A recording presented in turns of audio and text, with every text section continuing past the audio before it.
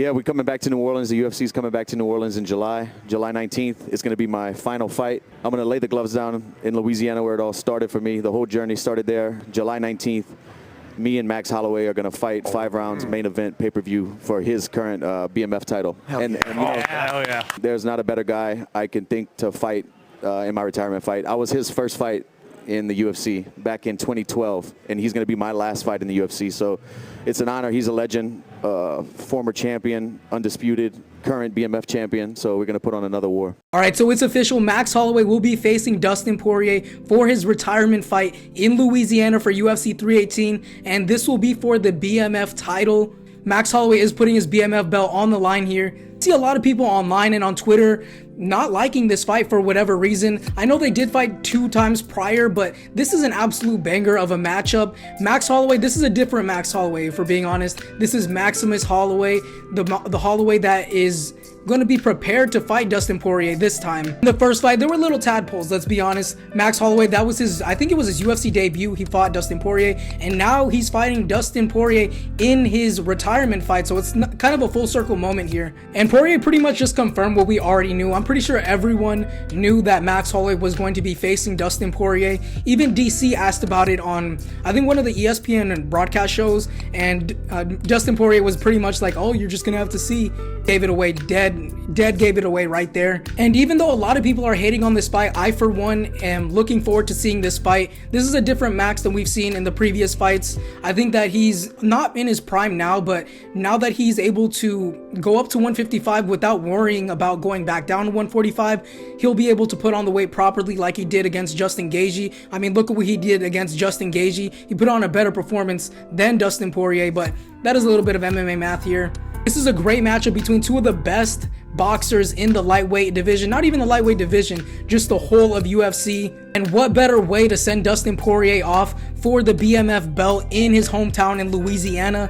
But I can kind of see where people are coming from, that they don't like the fight, because if Max Holloway gets beaten by Dustin Poirier, where does that leave him? I mean, he's gonna get a loss. I mean, assuming that he loses, he's gonna lose to somebody that's retiring.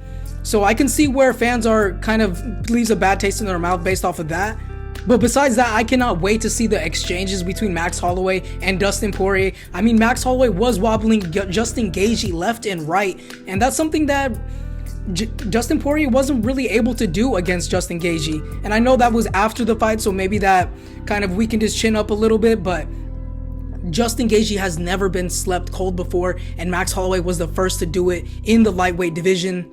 It is now no question that Max Holloway has power in his hands. I know before it was kind of a little bit of a topic that he had pillow fist. He was more of a volume striker. I mean, he was definitely a volume striker in the 145 division, but he packs power in the lightweight division now. And for an early prediction, I'm going to have to go with Max Holloway. I think he's going to be able to outbox Dustin Poirier. I know not many people have done that, but now that Poirier is on the latter end of his career, I think that the hunger is just not there anymore.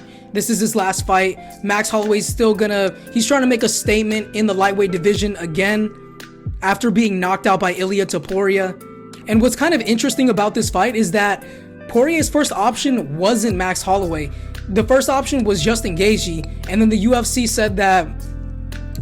pretty much said that they had other plans for Justin Gaethje. I just hope and pray it's not against Islam Makhachev, because nobody wants to see Justin Gaethje get choked out for the 3rd time in a title fight. It's happened in literally every single title fight that Justin Gaethje has ever had. He always gets choked out, and I don't want to see it again. This will just be such an easy defense for Islam Makhachev. I, for one, want to see the Ilia Topuria versus Islam Makhachev fight, and if you go down my page, you already know that I'm a huge advocate for that fight, and I've been calling for that fight for about a year now. The only people that want to see Justin Gaethje versus Islam Makhachev is their manager, Abdi Alaziz, or whatever his name is, because he's the manager for both of the fighters. So it'll be a huge payday for him, but this is not something that's appealing to the light heavyweight or to the UFC fans in general. Nobody wants to see that fight.